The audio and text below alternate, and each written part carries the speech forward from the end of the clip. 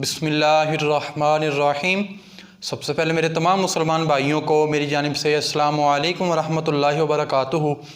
امید کرتا ہوں آپ تمام احباب خیر و عافیت کے ساتھ ہوں گے۔ خدا آپ کو اپنے حفظ و امان میں رکھے۔ تو دوستو، آج کا ہمارا موضوع ہے کہ مرزائی حضرات حضور صلی اللہ علیہ وآلہ وسلم کے گستاخ ہیں۔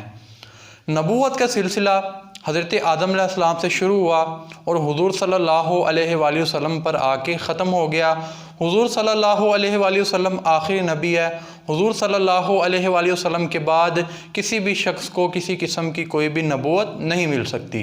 تو حضور صلی اللہ علیہ وآلہ وسلم اگرچہ آخری نبی ہیں، لیکن اس کے باوجود امت مسلمہ کا اس بات پر اجماع ہے کہ جو حضور صلی اللہ علیہ وآلہ وسلم ہیں وہ تمام انبیاء علیہ السلام سے ہر اعتبار سے افضل ہیں۔ تو اس بات پر قرآن و حدیث سے بھی بے شمار دلائل مل جاتے ہیں۔ مثال کے طور پر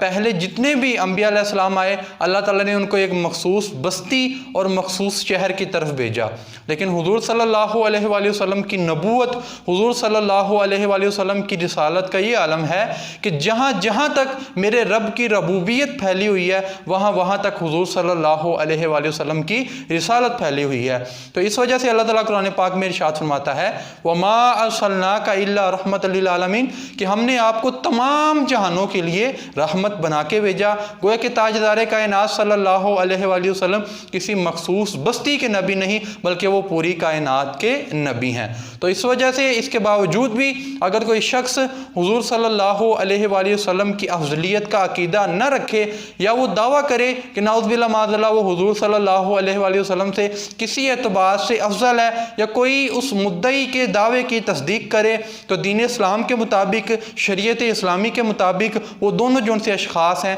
وہ دائرہ اسلام سے خارج ہیں، وہ حضور صلی اللہ علیہ وآلہ وسلم کے گستاخ ہیں۔ مرزا قادیانی اس نے نہ صرف حضور صلی اللہ علیہ وآلہ وسلم کی جو ختم نبوت اس پر ڈاکہ زنی کی ہے، بلکہ اس بدبخت نے حضور صلی اللہ علیہ وآلہ وسلم کی پر افضلیت کا بھی دعویٰ کیا ہے۔ مرزا غلام احمد قادیانی اپنی کتاب تحفہ گولڑیا اس میں لکھتا ہے کہ حضور صلی اللہ علیہ وآلہ وسلم سے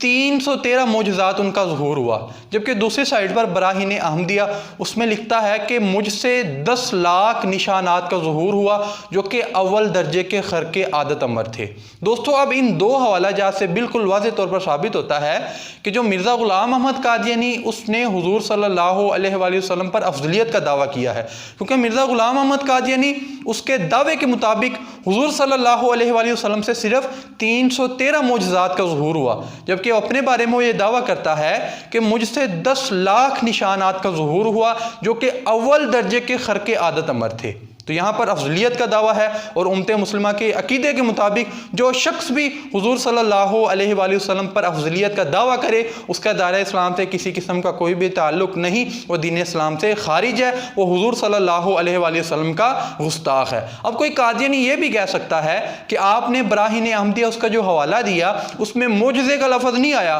بلکہ